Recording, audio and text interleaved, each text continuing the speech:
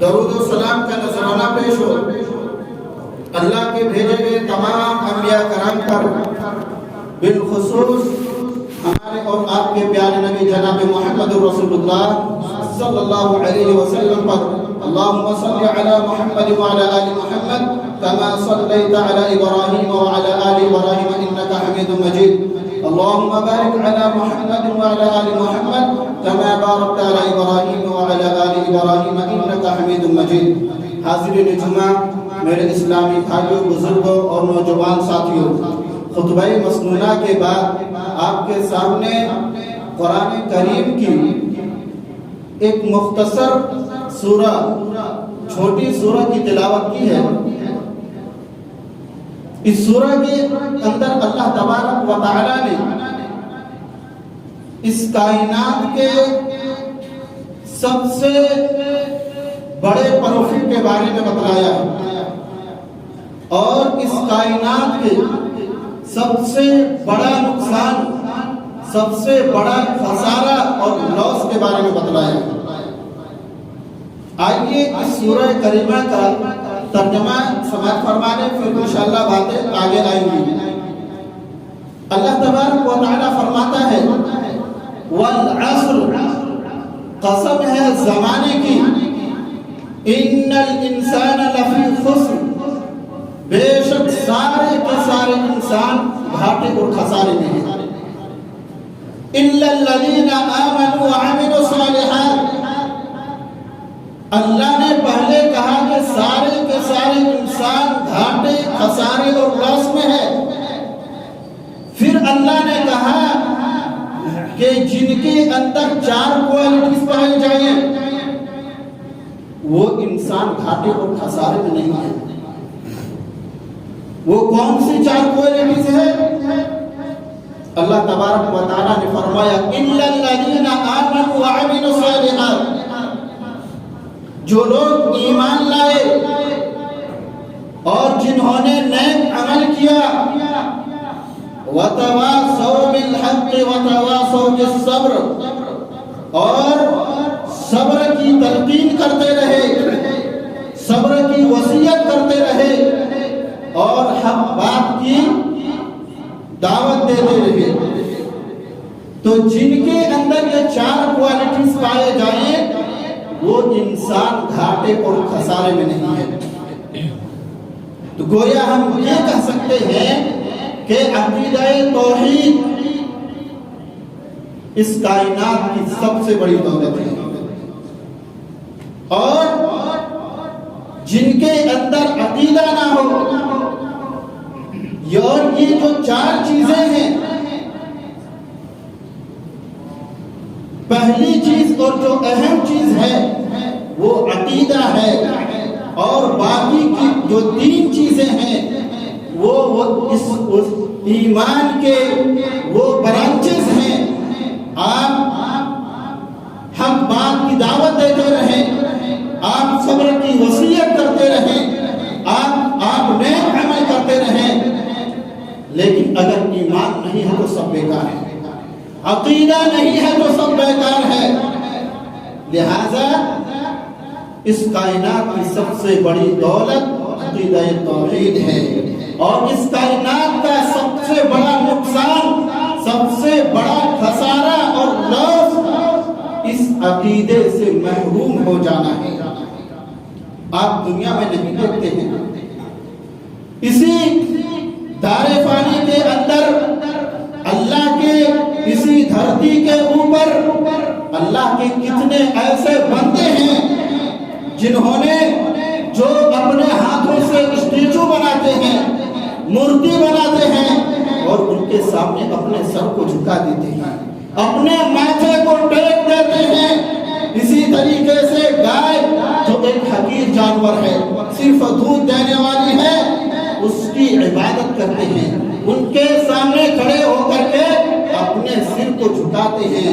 اسی طریقے سے میرے بھائیوں، آپ دیکھتے ہوں گے بلی راستے سے گزر جاتی ہے، راستہ کاٹ دیتی ہے، تو لوگ بائک روک دیتے ہیں، کار روک دیتے ہیں۔ کیا آپ ان سب چیزوں کو دیکھ کر آپ کو کبھی فخر محسوس نہیں ہوتا ہے؟ ان سب چیزوں کو دیکھ کر آپ کو کبھی فخر محسوس نہیں ہوتا ہے؟ اللہ نے آپ کو وہ دولت دی ہے جو ان کے پاس نہیں ہے۔ ہمارے پاس سب سے بڑی دولت ہے، وہ ہے ایمان۔ اللہ کی قسم، ایک مومن دنیاوی اعتبار سے کمزور ہو، لاچار ہو، غریب ہو، گھر میں کھانے پینے کے لالے پڑے ہوئے ہو، جھوپڑ پٹی میں رہتا ہو، لیکن اگر عقیدہ ہے، ایمان ہے، تو دنیا کی سب سے بڑی دولت اس کے پاس ہے۔ اور ایک انسان ارب پتی ہے، کھرب پتی ہے، دنیا کے سارے لگزریس لائف کے سارے میٹیریلز اس کے پاس موجود ہے، مال و دولت کی کمی نہیں ہے، مال و دولت کے انبار ہیں، لاکھوں اور کروڑوں کی گاڑیاں ہیں، بنگلے ہیں، لیکن اگر ایمان نہیں ہے تو بیکار ہے۔ اسی لیے اللہ تبارک و تعالیٰ نے تیسرے پارے کی آخری آیت میں اللہ تبارک و تعالیٰ نے فرمایا ان الذین کفروا وماتوا وهم کفار فلن يقبل من احدهم ملء الارض ذهبا ولا يفتدى به اولئک لهم عذاب الیم وما لهم من ناصرین۔ اللہ تبارک و تعالیٰ فرماتا ہے کہ میرے جو بندے اس دنیا سے بغیر توحید کے چلے گئے، بغیر عقیدہ کے چلے گئے، بغیر ایمان کے چلے گئے، وہ کل قیامت کے دن زمین بھر کے سونا اللہ تبارک و تعالیٰ کو دے گا۔ زمین بھر کے سونا، آدھا کے جی نہیں، 1 kg نہیں، 5 اور 10 kg نہیں، زمین بھر کے سونا دے گا اور کہے گا اے اللہ تو اپنے عذاب سے بچا لے، جہنم کے عذاب سے بچا لے۔ اللہ تبارک و تعالیٰ فرماتا ہے فَلَن يُقْبَلَ مِنْهُ، قبول نہیں کیا جائے گا، کیونکہ دنیا کے جو سب سے بڑی دولت ہے، جو سب سے انمول دولت ہے، وہ تمہارے پاس نہیں ہے۔ تو میرے بھائیوں اور دوستو، عقیدہ بہت بڑی نعمت ہے، اس سے بڑھ کے کوئی نعمت اور اس سے بڑا کوئی دولت نہیں ہے۔ یہ جو عقیدہ ہے لا الہ الا اللہ محمد رسول اللہ، اس عقیدے کو پانے کے لیے ہم نے کچھ گوایا نہیں ہے، اس عقیدے کے لیے ہم نے کچھ قربان نہیں کیا ہے، اسی لیے اس عقیدے کی جو قدر و قیمت ہے، جو ویلو ہے، وہ ہمیں معلوم نہیں ہے۔ اس عقیدے کی قدر و قیمت اس عورت کو معلوم تھی۔ کون سی عورت؟ مسند احمد کی صحیح روایت ہے، اللہ کے پیارے نبی جناب محمد رسول اللہ صلی اللہ علیہ وسلم جب معراج کے سفر پر جا رہے تھے تو آپ نے بڑی بہترین خوشبو محسوس کی۔ آپ نے فرمایا، آپ نے کہا کہ اے جبرائیل، یہ خوشبو کس کی ہے؟ یہ خوشبو کہاں سے آ رہی ہے؟ حضرت جبرائیل علیہ السلام نے کہا کہ اللہ کے رسول صلی اللہ علیہ وسلم، یہ خوشبو اس عورت کی خوشبو ہے جو فرعون کی بیٹیوں کو کنگھی کرتی تھی۔ میرے بھائیوں، فرعون اپنے دور کا بہت بڑا بادشاہ تھا، فرعون اپنے دور کا بہت بڑا بادشاہ تھا۔ صرف کنگھی کرنے کے لیے الگ سے نوکرانی تھی، صرف کنگھی کرنے کے لیے کوئی دوسرا کوئی بھی کام نہیں، صرف کنگھی کرنے کے لیے الگ سے نوکرانی تھی۔ تو اللہ کے رسول صلی اللہ علیہ وسلم کو اس عورت کی خوشبو معراج کے موقع پہ محسوس کر رہے تھے۔ آپ صلی اللہ علیہ وسلم نے فرمایا کہ اے جبرائیل، اس عورت کا معاملہ کیا تھا، اس عورت کا کارنامہ کیا تھا کہ اسے اتنا بڑا اعزاز ملا، اتنا بڑا اسے انعام ملا، اس عورت کا کارنامہ کیا تھا؟ حضرت جبرائیل علیہ السلام نے کہا کہ اللہ کے رسول صلی اللہ علیہ وسلم اس عورت کا کارنامہ یہ تھا کہ فرعون کی بیٹیوں کو ایک دن کنگھی کر رہی تھی، تو ایک مرتبہ اچانک اس کے ہاتھ سے کنگھی گر گئی اور اس عورت کی زبان سے، اس عورت کے منہ سے نکلا بسم اللہ۔ میرے بھائیوں، اللہ کو ماننے والی مصیبتوں میں بھی اللہ کو یاد کرتے ہیں، پریشانیوں میں بھی اللہ کو یاد کرتے ہیں۔ کوئی مصیبت آ جائے، کوئی پریشانی آ جائے، کوئی ایکسیڈنٹ ہو جائے تو ہماری زبان سے کیا نکلتا ہے؟ انا للہ و انا الیہ راجعون۔ اسی طریقے سے کوئی اچھی چیز نظر آئے تو ہم کیا کہتے ہیں؟ سبحان اللہ، ماشاءاللہ۔ تو اللہ کو جو اللہ والے ہوتے ہیں اس کی زبان پر کثرت سے اللہ کا نام ہوتا ہے، تو اس عورت کے منہ سے نکلا بسم اللہ۔ فرعون کے بیٹی نے کہا کہ کس کا نام لے رہی ہو؟ اس عورت نے کہا کہ میں اپنے رب کا نام لے رہی ہوں۔ کہا کہ سوچ لو، میں اپنے باپ کو بتا دوں گی۔ عورت نے کہا کہ بتا دو، کوئی بات نہیں، کوئی بات نہیں، بتا دو۔ فرعون کو جب پتا چلا یا اس کی بیٹی نے جب بتایا تو اس عورت نے کہا کہ میں اپنا رب اللہ کو مانتی ہوں، جو میرا بھی رب ہے، تیرا بھی رب ہے اور تیرے باپ کا بھی رب ہے۔ فرعون نے اس عورت کو بلایا اور کہا کہ اے عورت، تم کیا بک رہی ہو؟ تم کس کو اپنا رب مانتی ہو؟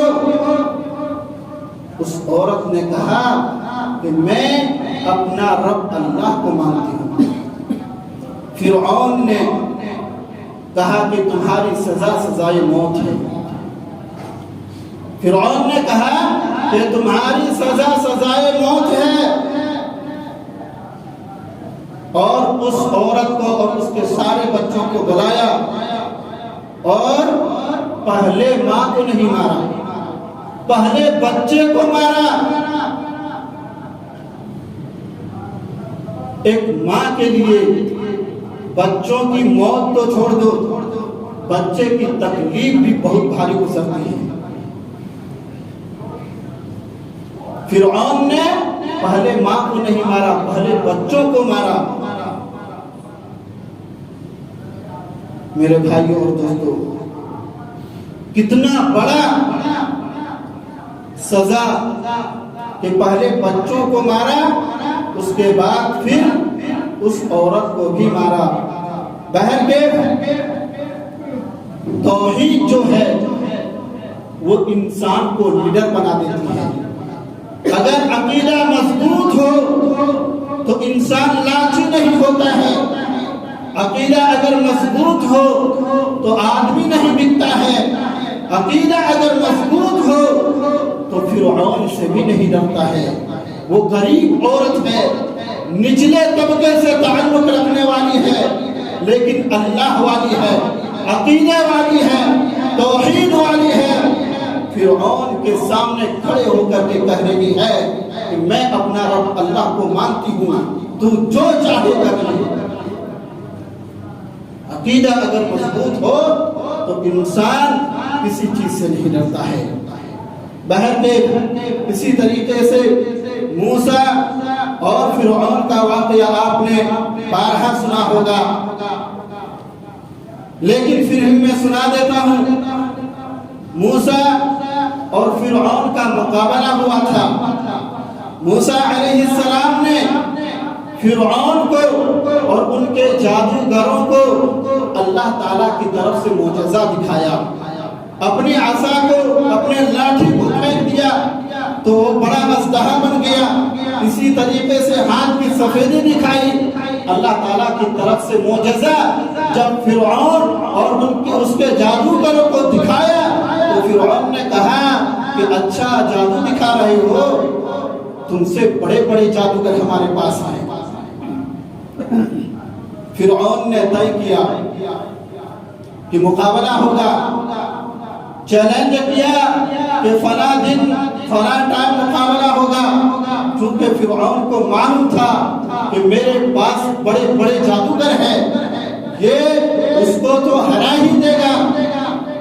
بہر کے واقعہ بہت لمبا ہے, لیکن جب جادوگر فرعون کے پاس آئے تو جادوگروں نے ڈیمانڈ کیا کہ اجرت کیا ملے گی, ہم اتنا بڑا کام کرنے جا رہے ہیں, موسیٰ کو شکست دینے جا رہے ہیں, موسیٰ کو ہرانے جا رہے ہیں, ہمیں ایوارڈ کیا ملے گا, ہمیں اس کا بدلہ کیا ملے گا.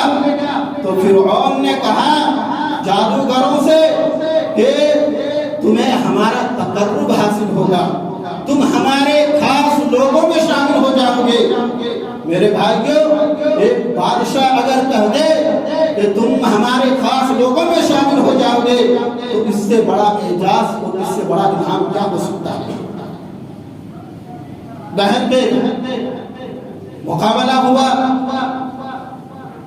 حضرت موسیٰ علیہ السلام نے, جادوگروں نے جب ان کے جادو سے بنائے ہوئے سانپوں کو موسیٰ علیہ السلام نے جب اپنی لاٹھی زمین پر ڈالا اور ان کے جادو سے بنائے ہوئے سارے سانپوں کو نگل گیا تو وَأُلْقِيَ السَّحَرَةُ سَاجِدِينَ, سارے کے سارے جادوگر سجدے میں گر پڑے. قَالُوا آمَنَّا بِرَبِّ الْعَالَمِينَ, اور کہنے لگے کہ ہم اللہ پر ایمان لے آئے, رب موسیٰ و ہارون, موسیٰ اور ہارون کے رب پر ایمان لے آئے. چونکہ وہ جادوگر تھے, جانتے تھے کہ جادو کیا ہوتا ہے. یہ جادو نہیں ہے, یہ اللہ تعالیٰ کی طرف سے کوئی معجزہ ہے, اس لیے جادوگروں نے فوراً ایمان لے آئے. اور جب فرعون نے دیکھا کہ ارے یہ تو بالکل چینج ہو گیا, ابھی مجھ سے ایوارڈ مانگ رہے تھے, ابھی مجھ سے انعام مانگ رہے تھے, اور اب یہ اللہ پر ایمان لے آئے, اب یہ موسیٰ پر ایمان لے آئے. تو فرعون نے جادوگروں کو بڑی سخت دھمکی دی اور کہا کہ اے جادوگروں, میں تم سب کو مار ڈالوں گا.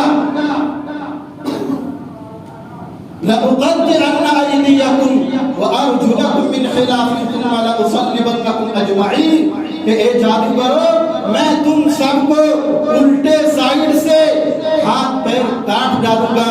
وَلَأُصَلِّبَنَّكُمْ أَجْمَعِينَ, اور میں تم سب کو سولی پر چڑھا دوں گا. ابھی یہ جادوگر فرعون سے دنیا کے چند ٹکوں کے لیے یا چند سکے کا مطالبہ کر رہے تھے, اور کچھ ہی دیر میں اسے جان سے مار ڈالنے کی دھمکی دی جا رہی ہے.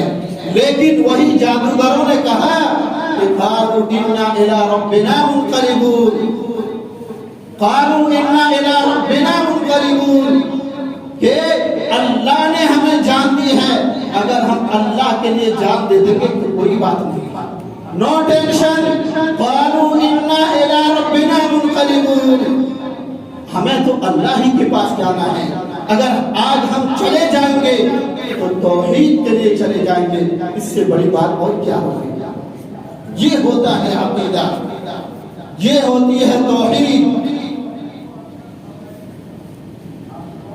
تو اس عورت کے زبان سے بسم اللہ نکلا, اس عورت کے زبان سے بسم اللہ نکلا. اللہ کے رسول صلی اللہ علیہ وسلم فرماتے ہیں, مسند احمد کی صحیح روایت ہے کہ جب وہ عورت آگ میں کودنے کے لیے جانے لگی تو اس کے اندر تھوڑا سا جھجک پیدا ہوئی. کہ میرے گود میں ایک معصوم بچہ ہے، ایک دودھ پیتا بچہ ہے، میں اپنے بچے کو لے کر کیسے کود جاؤں گی؟ تھوڑا سا اس عورت کے اندر جھجک پیدا ہوئی تو اللہ تبارک و تعالیٰ نے اس بچے کو زبان دے دی، قوت گویائی عطا کر دی، اور وہ معصوم بچہ، وہ دودھ پیتا بچہ اپنے ماں کی گود میں بولتا ہے، یا امی اقتحمی، اے میری ماں تو اس آگ میں کود جا، فإن عذاب الدنیا احون من عذاب النار، یہ دنیا کی عذاب ہے، آخرت کی عذاب سے چھوٹا ہے۔ یہ دنیا کی عذاب ہے، آخرت کے عذاب سے بڑا نہیں ہے۔ بہرکیف وہ اس عورت کو اور اس کے بچے کو، سب کو فرعون نے آگ میں جلا ڈالا، لیکن توحید سے نہیں پھرا، توحید سے نہیں پھرا۔ یہ ہوتا ہے عقیدہ، یہ ہوتی ہے توحید۔ اسی طریقے سے میرے بھائیوں اور دوستو، توحید دنیا کی سب سے عظیم نعمت ہے، سب سے بڑی دولت ہے، لیکن آج ہمارے اور آپ کے اندر توحید جیسی نعمت میں ہمارے اندر بگاڑ، ہمارے عقیدے کے اندر خرابی آ گئی ہے، ہمارے عقیدے میں بدعقیدگی کے شکار ہم ہو گئے ہیں۔ میرے بھائیوں، عقیدہ توحید سب سے بڑی نعمت ہے، اس عقیدے کو مرتے دم تک بچا کے رکھنا چاہیے۔ اللہ تبارک و تعالی آپ صلی اللہ علیہ وسلم ہر خطبہ مسنونہ میں جو آیتیں پڑھا کرتے تھے، 3 آیتیں آپ صلی اللہ علیہ وسلم پڑھتے تھے، ان میں سے ایک سورہ آل عمران کی آیت ہے۔ اللہ تبارک و تعالیٰ نے فرمایا، یا ایھا الذین آمنوا اتقوا اللہ حق تقاتہ ولا تموتن الا وانتم مسلمون، اے ایمان والو اللہ تبارک و تعالیٰ سے ڈرتے رہو اور تمہیں موت نہ آئے مگر اسلام کی حالت میں، یعنی مرتے دم تک اس عقیدے کی حفاظت کرو۔ یہ جو عقیدہ ہے لا الہ الا اللہ محمد رسول اللہ، یہ جو عقیدہ ہے لا الہ الا اللہ محمد رسول اللہ، یہ جتنی ایکٹیویٹیز ہے، جتنے عمل ہیں، سب اسی کلمہ کے تقاضا ہے۔ نماز اسی کلمہ کا تقاضا ہے، روزہ اسی کلمہ کا تقاضا ہے، زکوٰۃ اسی کلمہ کا تقاضا ہے، حج اسی کلمہ کا تقاضا ہے۔ اسی لیے اور یہ جو عقیدہ توحید ہے انسان کو چینج کر دیتا ہے، انسان کو بدل دیتا ہے، اور اس نے نبی کے صحابہ کو بدلا۔ وہ پوری جنریشن جو نبی کے صحابہ تھے، وہ پوری جنریشن آپ اٹھا کے دیکھ لیں، وہ ہمارے اور آپ کے جیسے انسان تھے، وہ ہمارے اور آپ کے جیسے انسان تھے۔ جو کمزوریاں ہمارے ساتھ ہیں ان کے ساتھ بھی تھا، عورت کا فتنہ ان کے ساتھ بھی تھا، مال کا فتنہ ان کے ساتھ بھی تھا، دنیا کا فتنہ ان کے ساتھ بھی تھا، لیکن ان سارے فتنوں کے باوجود انہوں نے اس عقیدے کی روشنی میں ایسا کریکٹر ہمارے سامنے پیش کیا کہ قیامت تک کے لیے ان کا کریکٹر ہمارے لیے اسوہ اور نمونہ قرار تھا۔ اس روئے زمین پر میرے بھائی، نبیوں کے بعد سب سے مقدس اور سب سے پاکیزہ انسان صحابہ کرام ہیں۔ فَإِنْ آمَنُوا بِمِثْلِ مَا آمَنْتُمْ بِهِ فَقَدِ اهْتَدَوْا فَإِنْ آمَنُوا بِمِثْلِ آمَنْتُمْ بِهِ فَقَدِ اهْتَدَوْا۔ اے میرے نبی پر ایمان لانے والو، اے میرے نبی پر ایمان لانے والو، میرے نبی کے صحابہ کے جیسا جب تک تم ایمان نہیں لاؤ گے تم ہدایت نہیں پا سکتے۔ صحابہ کرام ہمارے ایمان کے لیے وہ آئیڈیل اور نمونہ ہے۔ میرے بھائیوں، کیا صحابہ کرام کے پاس پیسہ نہیں تھا؟ لیکن آج اگر ہمیں پیسہ مل جائے، ہمیں دنیا کی مال و دولت مل جائے، تو ہم اللہ کو بھول جاتے ہیں، آخرت کو بھول جاتے ہیں، دنیا کی رنگینیوں اور نشو و فراز میں ہم موت کو بھلا دیتے ہیں۔ میرے بھائیوں، ایسا نہیں کرنا چاہیے۔ کیا صحابہ کرام کے پاس پاور نہیں تھا؟ صحابہ کرام کے پاس عورت کا فتنہ نہیں تھا؟ صحابہ کرام کے پاس مال و دولت نہیں تھی؟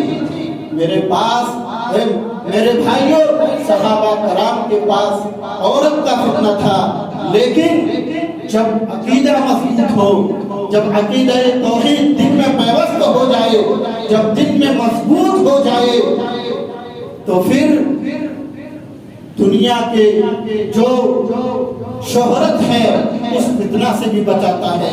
یہ عقیدہ دنیا کے مال و دولت کے فتنہ سے بھی بچاتا ہے، یہ عقیدہ عورت کے فتنہ سے بھی بچاتا ہے۔ میرے بھائیوں، حضرت ابو عبیدہ رضی اللہ عنہ کو دیکھ لیجئے۔ حضرت ابو عبیدہ ملک شام کے گورنر ہیں، ملک شام کے گورنر ہیں، پوری ریاست کے سب سے بڑے عہدے پر فائز ہے۔ حضرت امیر المومنین حضرت عمر فاروق رضی اللہ عنہ ملک شام کا سفر کرنے جاتے ہیں، سفر کرتے ہیں۔ حضرت ابو عبیدہ رضی اللہ عنہ سے ملاقات ہوتی ہے۔ امیر المومنین عمر بن خطاب رضی اللہ عنہ کہتے ہیں، اے ابو عبیدہ، میں تمہارا گھر دیکھنا چاہتا ہوں۔ ابو عبیدہ رضی اللہ عنہ نے کہا کہ امیر المومنین، آپ میرا گھر دیکھ کے کیا کریں گے؟ مناسب نہیں ہے۔ حضرت عمر رضی اللہ عنہ نے کہا کہ میں دیکھنا چاہتا ہوں کہ ملک شام کے گورنر کا گھر کیسا ہے، چیف منسٹر کا، جو ملک شام کے چیف منسٹر حضرت ابو عبیدہ رضی اللہ عنہ ہے، ان کا گھر کیسا ہے میں دیکھنا چاہتا ہوں۔ حضرت ابو عبیدہ رضی اللہ عنہ حضرت عمر رضی اللہ کو لے کر چلے۔ جب گھر میں داخل ہوئے تو پورا کمرہ خالی تھا، نظر دوڑایا کہیں کچھ بھی نہیں، ایک پیالہ ہے اور چمڑے کا ایک تھیلا نظر آیا۔ حضرت عمر رضی اللہ عنہ نے کہا کہ ابو عبیدہ تمہارا سامان کہاں ہے؟ حضرت ابو عبیدہ رضی اللہ عنہ نے کہا کہ یہی میرا سامان ہے۔ اعندک طعام، اے ابو عبیدہ تمہارا کھانا کہاں ہے؟ ابو عبیدہ رضی اللہ عنہ نے اس چمڑے کے تھیلے کو نکالا اور اس میں سے کچھ سوکھی روٹیاں نکالے۔